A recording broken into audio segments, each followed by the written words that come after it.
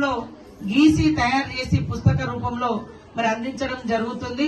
ఇది ఒక కొత్త మంచి ఒరవడిని కూడా మనం ఈ రోజు స్టార్ట్ చేయడం జరిగింది. ఇది 2వ రోజు.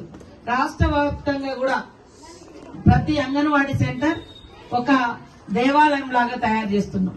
ఒక గుడి లాగా, ఒక మంచి పిల్లలకు ఒక మ్యూజియం లాగా. ఇక్కడ రాగానే రకరకాల బొమ్మలు కనబడతాయి. అదే విధంగా ఫుడ్ కూడా మంచి క్వాలిటీ ఇవ్వాలని మరి ఎప్పటికప్పుడు మేము అధికారులను సూచిస్తా ఉన్నాము. కాబట్టి ఈ రోజు ప్రతి ఒక్క చిన్నారి కూడా ఇవాళ మీ భవిష్యత్తు మాదైతే, మా భవిష్యత్తు మీరైతే, మీ భవిష్యత్తు మరి చెట్లు ఉండాలి. కాబట్టి మై ప్లాంట్ మై ఫ్యూచర్ అనే రకంగా మై ప్లాంట్ మై ఫ్యూచర్ ప్రతి ఒక్కరూ చిన్న పిల్లలతోటి మీ ఇళ్ల ముందట ఖచ్చితంగా చెట్లు పెట్టిపియాలి. పిల్లలు మన భవిష్యత్తు. మరి వాళ్ళ భవిష్యత్తు బాగుండాలన్నా కూడా వాతావరణం బాగుండాలి. మరి వర్షాలు పడాలి, అదే విధంగా నీడ ఉండాలి.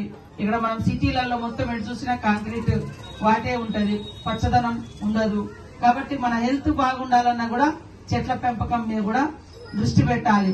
కాబట్టి చిన్నారులకు నేర్పించాలి, ఇది నా చెట్టు, ఇది నా భవిష్యత్తు, ఇది నా మొక్క, ఇది నా భవిష్యత్తు అనే విధంగా మరి చెట్లను కూడా కాపాడుకునే దానికి పిల్లలతో పాటు చెట్లను కూడా ప్రతి చోట పెంచుకోవడం, వాళ్ళకి అవి నేర్పించడం చాలా అవసరము.